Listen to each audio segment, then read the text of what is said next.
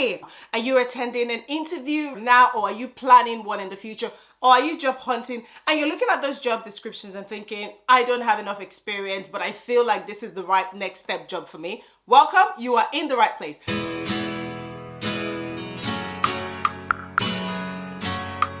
My name is Vivi, Nigerian-born, London-based YouTuber. I am a career and life coach. Whilst this video is focused on helping you without experience for the level of job that you're going for, I also did a previous video in this askviv segment, which is focused on you have someone who has experience but not enjoying interview, and I shared one useful tip. So be sure to check that video. I'll put the link somewhere here or here, so check that video if this applies to you. But if you're here and you don't have experience and you're going for your next interview, let me help you. My first question to you is, how do you prepare for your interviews? With where you are now, how are you preparing for that interview that's going to take you to the next level of your job?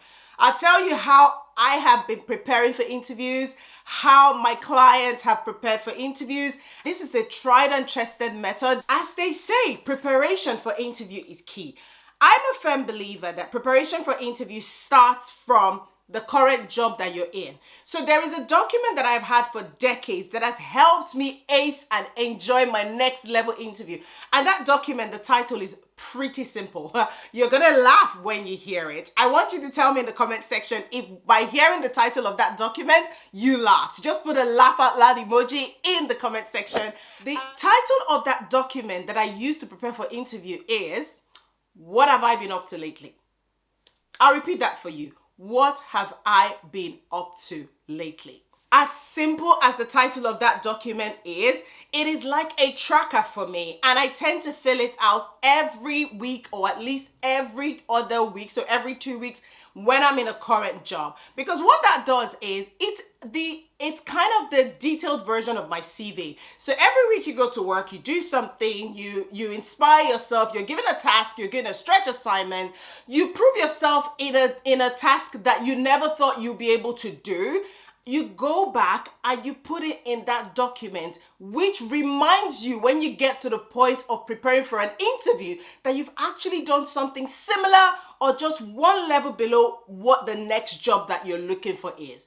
Does that make sense? I'll repeat that for you. So every day you go to work, you get to do something. At the end of the week, it is useful for you to have a reflection moment where you have this document. It could be Word or Excel sheet where you write, what have I done lately? And you write examples of something that was a stretch assignment, something that you aspired to do, something that you were asked to contribute towards, and you surprised yourself that you did it, and that reminds you that actually you're ready for your next level job. Imagine doing that every 2 weeks. At the end of a year, you would have 100+ of reflections, and what that gives you is enough material to back up your CV. So let's make an assumption that you have that document that has 100+ examples of what you've done lately in your current job.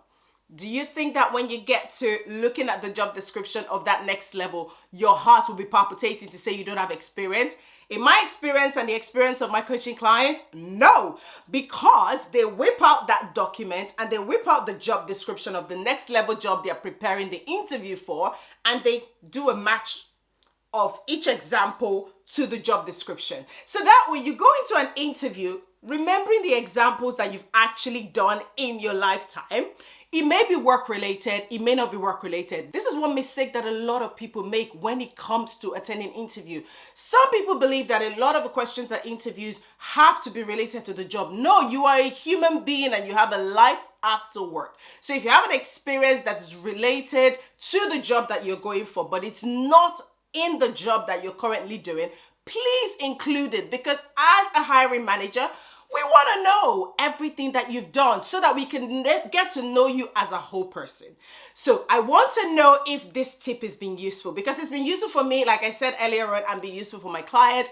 And the key is preparation. And then you go into that interview with all smiles, because I'm a firm believer that interviews are an opportunity to meet new people and to have a conversation and to remind yourself of the things that you've done. In a nutshell, interviews should be enjoyed, not endured. This is where we're going to wrap this video up today. If you found it useful, please leave a comment.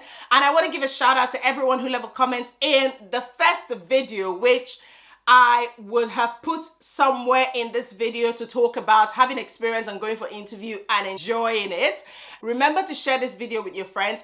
Ask me questions in the comment section because I have tons of experience and I would love to share with you to make your interviewing life much easier. And I'm thinking the next topic I want to talk about is how to write a personal statement. Gosh, a lot of people get that wrong, but I think it's so easy. Do you want to hear? Do you want to know about that? Leave a comment and I'll catch you in my next video. Bye-bye.